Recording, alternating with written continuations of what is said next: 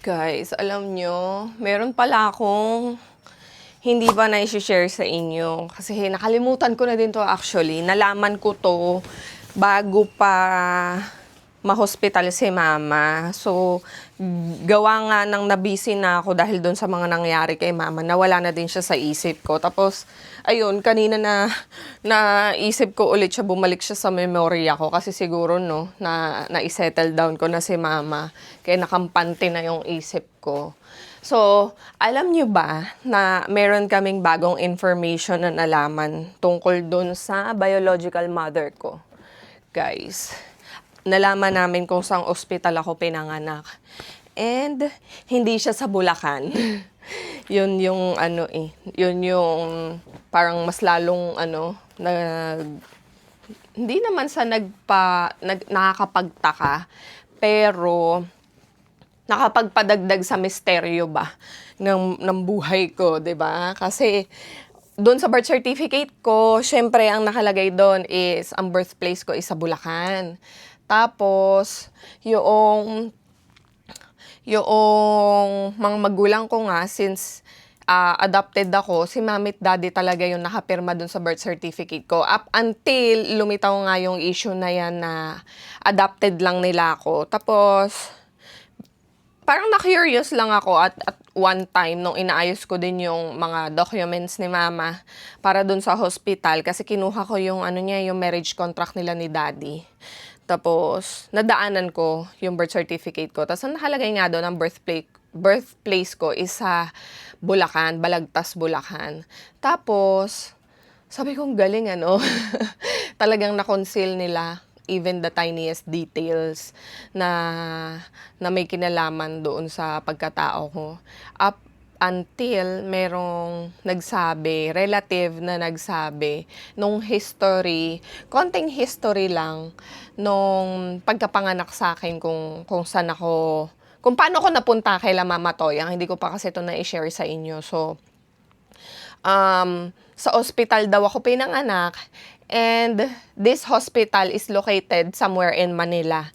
Alam ko yung eksaktong ospital, pero for privacy reasons and kung dumating man yung time, 'di ba, na may mag-claim, 'di ba? Syempre isa 'yan sa parang security double authentication password na tatanungin natin kung saan hospital ako ipinanganak. So, yun, I feel like I kinda need to protect that information, kaya hindi ko na lang i-disclose yung mismong eksaktong ospital kung saan ako ipinanganak noong December 1988, di ba?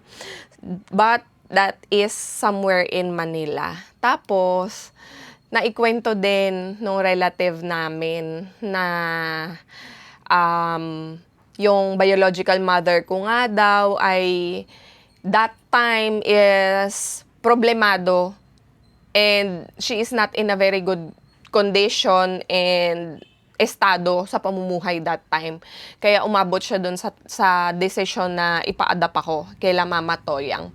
And meron pa kaming isang nalaman na dahil nga medyo hirap sila sa buhay that time, si mama, yung parents ko na, yung adoptive parents ko yan, si mama at saka si daddy ang nagbayad doon sa hospital at saka nagbigay ng konting tulong doon sa biological mother ko.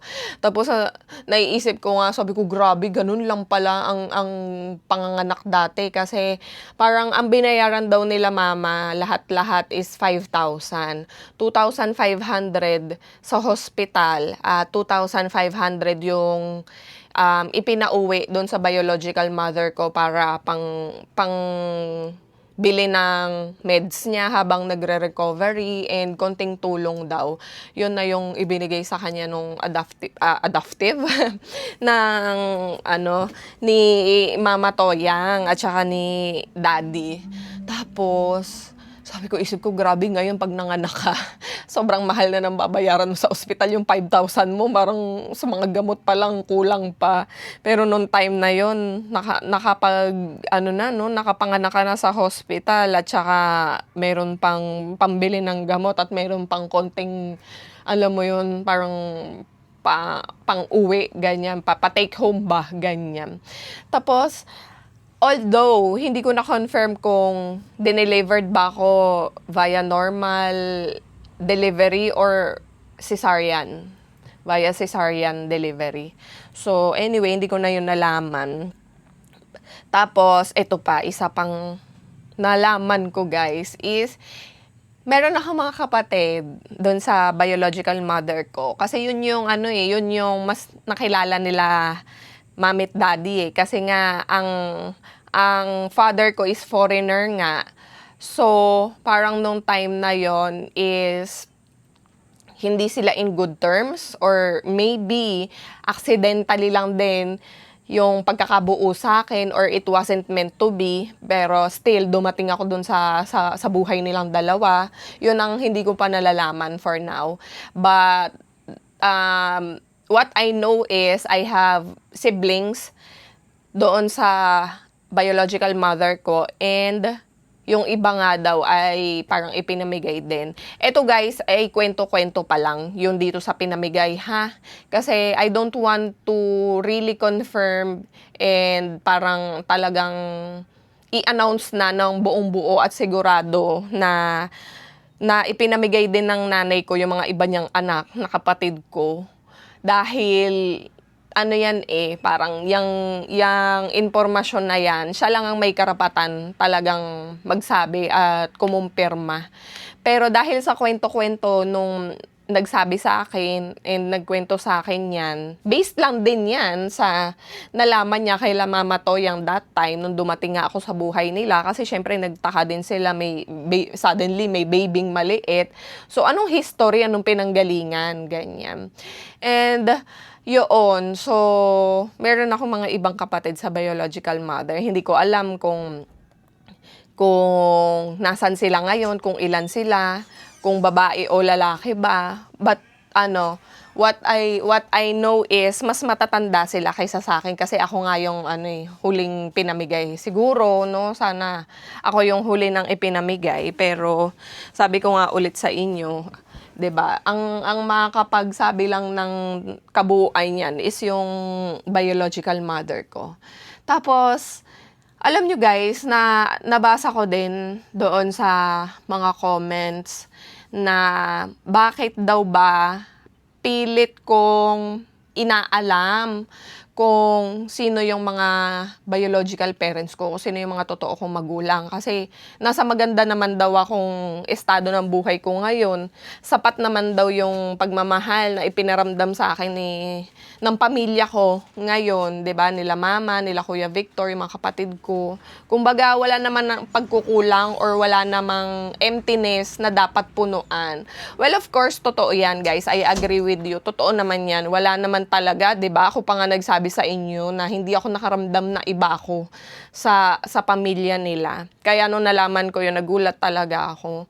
But alam nyo, siguro kami lang mga ampon yung makakaramdam nito and makakapagsabi na may difference talaga May difference talaga. Para bang meron kang puzzle na may kulang na isang piraso. Maganda siya kahit na hindi mo siya mabuo kasi nasa bandang gilid siya. Kumbaga, all in all dun sa puzzle na yun, nakikita mo na yung entire picture and yung kumbaga, yung itsura ng imahe na yon. Pero mas maganda sana kung pati yung pinakahuling tile or pinakahuling puzzle piece na yon is may didikit mo doon. Kasi sa amin mga ampon, kahit na we are loved, we are blessed, we are placed in a family na pinaramdam sa amin yung pagmamahal at hindi kami iba. Pero sa personality namin at saka kumbaga parang sa history, sa pagkatao namin, there will always be that question kung sino. Kumbaga kahit hanggang doon na lang kung sino at bakit. Yung mga questions na yun will always be there hanggat hindi siya nasasagot or hanggat hindi mo nalalaman kung ano yung katotohanan behind that. So, doon sa mga nagsasabi, I feel you guys dahil hindi naman sa gusto kong malaman dahil gusto kong iwan yung pamilya ko ngayon. Walang ganun. Or parang i-compare ko yung pagmamahal ng pamilya ko ngayon na kumupkop sa akin versus dun sa totoong mga magulang ko. Wala ding ganun. Walang ganun. Kasi dito naman sa mundo, pantay-pantay tayo. Sa mata nga ng Diyos, pantay-pantay tayo. Walang mayaman, walang mahirap. 'Di ba? And we are all adopted by God. Actually, kapatid natin si Jesus, adopted tayo ni God the Father, lahat tayo adopted. Pero bilang dito, pinanganak tayo dito sa mundo, and yung lineage, yung bloodline, kumbaga, yung belongingness mo doon sa dugo ba. Parang kahit papaano, 'di ba? Yun yung gusto mong malaman.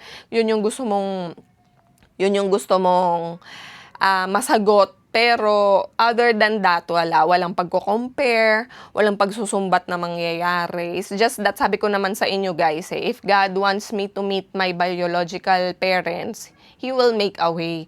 And I will be just sitting here and waiting for that time to come. Pero yung yung parang all my life na natitira kong buhay ngayon, igugugol ko sa paghahanap sa kanila. I don't think na it will be, parang necessary and parang, alam mo yon, parang, how would I say, it won't be necessary and it won't be fair, kumbaga, 'di ba? Kasi may sarili na akong buhay ngayon. Kung meron man silang pagkukulang sa akin, wala naman silang kailangang punuan, kumbaga, dahil hindi ko naman yun isinusumbat or wala silang utang sa akin. Based sa akin sa sarili ko to guys.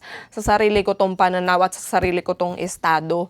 Wala silang utang sa akin at wala silang kailangang punuan, kumbaga, dahil I am good and I am where I am supposed to be right now. So, yun lang na i-share ko sa inyo. Malay nyo, di ba? Sa mga darating pang panahon katulad yan, sabi ko naman sa inyo yung mga details na yan na nalalaman ko, hindi ko yan masyadong pinag-e-effortan. Kumbaga.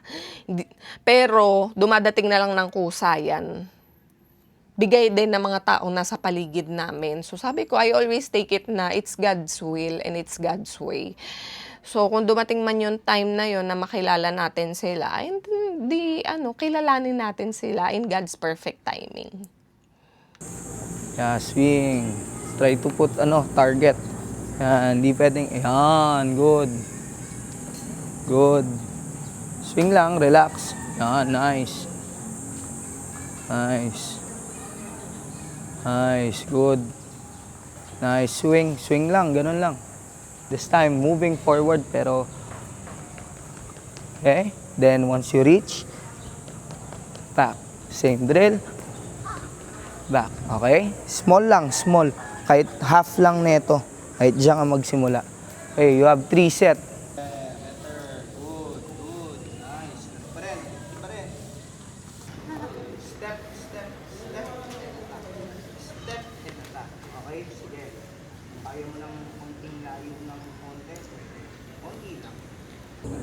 Morning training ko po ngayon with Coach JP and Coach Nat. Ready. Hitting form. Yes. Ready. Cup. Yan. Buhat. Buhat. Hindi. Buhatin mo. Buhat. Buhat. Ready. Cup. Nice. Ready. Cup. Nice. Good. Good. Kamay. Kamay. Cup. Good. Yan na guys, tapos na training namin. So like, kami lang ni Ate Dutch. So like, pinersonalize kami nila sa JP. Personalize. So, tapos na yung training. So thank you sa JP and Senpai Nat. Bye! Kunin na natin yung books ng mga kids dito sa school. Ayun nga, hindi ko na isinama si Sky. Binaba ko na lang siya sa bahay. Tapos pagkababa ni Sky, pinick up ko naman na si Jet para kami na nga mag-aasikaso dito ng mga books. So let's go! May books din yung Schoology? Yung Schoology, book yun? Ano ma'am, hindi siya book. Yung online mismo. So 9 lang pala dapat na yun. Super energetic eh. Ingat ang galing mo. Ang galing niya rin mag-ano no? Anong tawag doon? Magbigay ng instruction. Praktisado eh. Oo. Pati yung mga muestra ni Kuya eh. So Dapat anyway guys, nag-MDA yun eh, no? oh, pwede nga siyang traffic enforcer eh. Ang galing niyang magganun-ganun eh. Talagang sagad yung parking kasi yung napakaliit ng space. So anyway guys, ayan. Balik na tayo dun sa school. Naabutan kasi kami ng lunch break kaya kumain muna kami. Yung malapit na lang sa school.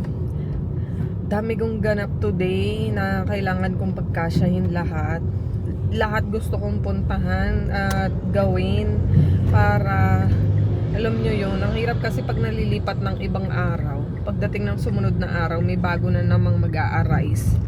Tapos may pending ka. So, alam mo yun, magpapatong-patong. So, ngayon, yan, ito muna yung susunod na agenda after Skylar's training is ayusin yung kailangan ng mga bata sa school.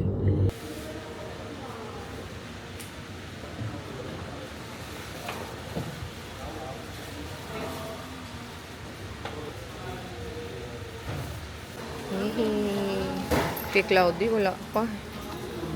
Ito kay Sky, ayan na. 9 po ito lahat. Ano? May books. Kuya, kamusta ka na? Ito, lagi busy kami. Oo nga eh. Mabibisi na ulit na naman Isip ko ako. na malapit na opening. True. Bye, kuya. Na. Yay. Yan ang binayaran mo. May isa ka ng, may isa ka ng graduating pang grade 6. How do you feel? Happy. Ega na. Ha? Di ba? Para maka-order na din tayo ng mga pambalot niyan. Bakit walang kinder to? Wala pa daw. Kinder 1, Kinder 2 wala pa. I-announce na lang.